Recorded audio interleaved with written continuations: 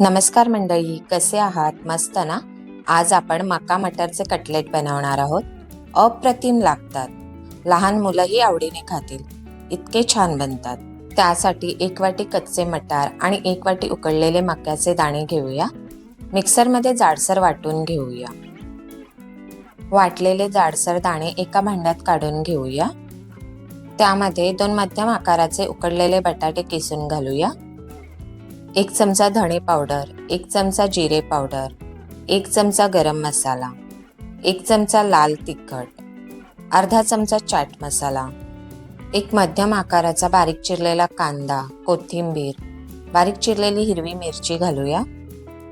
2 चमचे बेसन, 1 चमचा आलं लसूण पेस्ट, 4 चमचे ब्रेड क्रम्स,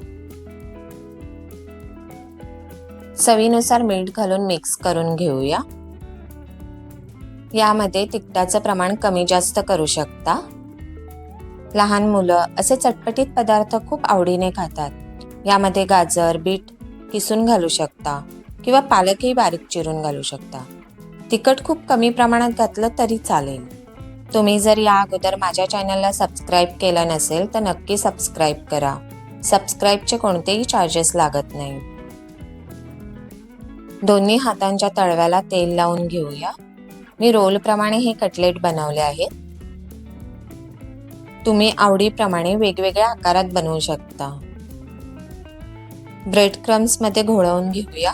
सगळीकडून व्यवस्थित लागलं पाहिजे. हे कटलेट बाहेरून कुरकुरीत आणि आतून मऊ लागतात. हे पुदिना चटणी बरोबर किंवा सॉस बरोबर अप्रतिम लागतात. हे कटलेट तुम्ही लहान मुलांच्या टिफिन मध्येही देऊ शकता किंवा पार्टीमध्येही बनवू शकता. बनवून तयार आहेत. आता फ्राय करून घेऊया. त्यासाठी पॅन मध्ये तेल गरम करून घेऊया. सगळ्या बाजूनी कुरकुरीत होईपर्यंत शॅलो फ्राय करून घेऊया. आपल्याला हे मंद आचेवर फ्राय करून घ्यायचे आहे. कमी तेलामध्ये होणारा हा पदार्थ आहे आणि चवीलाही भन्नाट लागतो. छान गोल्डन ब्राऊन कलर येईपर्यंत आपल्याला फ्राय करून घ्यायचे आहेत. लहान मुलांच्या टिफिनसाठी किंवा पार्टीसाठी असे कटलेट तुम्ही बनवू शकता.